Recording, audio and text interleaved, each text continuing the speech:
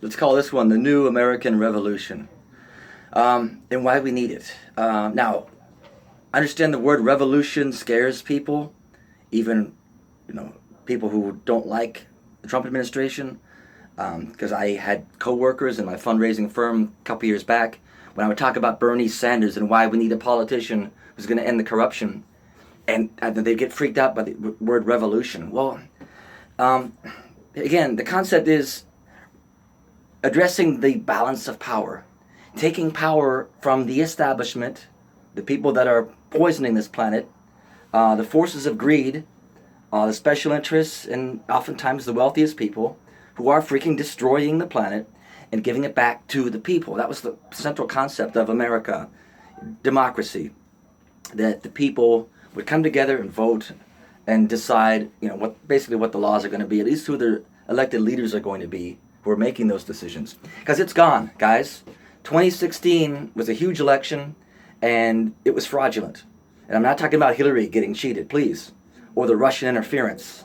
Minuscule. I'm talking about the outright, blatant rigging of the Democratic primaries against Bernie Sanders. And I shouldn't have to convince anyone. And I'm not here to convince you. If you weren't paying attention, if you watch TV news to be informed, then you're just going to be flat out misinformed. I'm talking about the people who were following what was happening. And let me use one example. That is heading into like the last day of the primaries when it was still up for grabs. California is going to come down to California, right, the last state, or one of the last few states. But certainly this was the big one. This was the key. And we in the Sanders campaign, the grassroots campaign, understood this. And we've been working basically all summer or past year for this. We knew how much was at stake. And heading into that last day, the polls were showing like 50-50 split. It's even. It's anyone's game. Bernie had been outperforming the polls in state after state, gaining more and more momentum. And we put so much effort into it to bring it home. I actually predicted Bernie would win this state easily. Now, the night before the voting, we heard rumors that the Democratic Party was going to call this for Hillary after about an hour of voting, before the votes had even all been placed, let alone counted. They were just going to call it for Hillary and call it a day. And sure enough, that's exactly what happened. I can't remember what this split was, but there's just no way that was a fair election. There's no way in my mind you can't convince me that Hillary beat Bernie in this state. And there's plenty of other examples. The purging of the voting rolls in New York, shenanigans all across the board, if you remember. So I'm appealing to the progressives, the Sanders supporters, people who were in the campaign. Guys, you knew what was at stake. All the issues we're facing. Escalating wealth inequality, climate change, healthcare, education, all the huge issues we face. You knew what was at stake. You knew we got cheated. Now we must fight back. Peacefully. We need a freaking revolution. Because nobody fought back in 2016. This whole revolution magically, absurdly decided it was okay to just lay down and quit. Bernie included, I'm sorry. I love Bernie. Unacceptable. You cannot lay down and quit with so much on the line. Now we're going to probably get screwed in 2018 and 2020, or more than likely, you guys are almost guaranteeing a violent revolution. We have to restore power to the people to protect the very planet we live on. People die. People die and suffer when there's no vision and there's no fight. You have to fight. That's part of the deal of life. You've got to struggle. Or two things. Then you never live at all. You just, let's say your life was wasted, but you never experienced the life that you could have. A great life of meaning. And the world suffers for that. So, guys, I don't expect to get new elections drawn up in the next 2 years before 2020. That's beside the point, actually. The main thing is to raise awareness, raise a discussion for this country to come to grips with the state of this country, the state of our democracy. It's broken. People that like Trump, I'm cool with you. I understand you get your news and information stream. You're painted a picture of Trump and how this country's doing. Cool, but you are not the majority.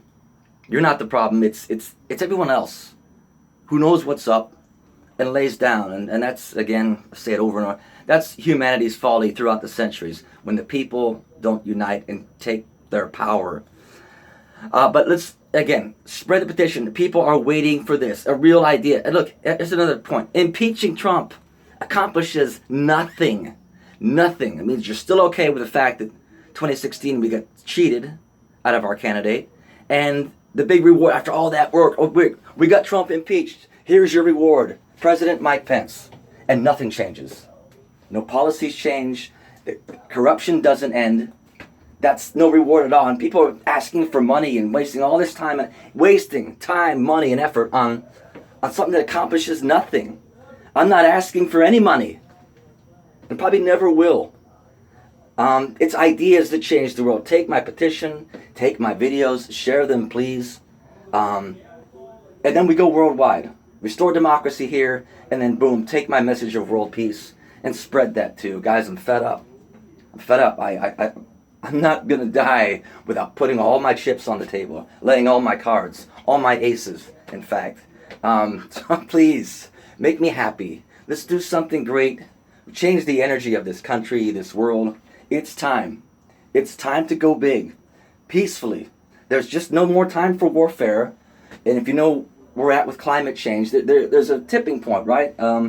Like an event horizon where the dominoes start to fall and we don't have the technology to stop them all from toppling over. We may have passed it, but again, it's no reason to quit. Then we go now, and we go hard.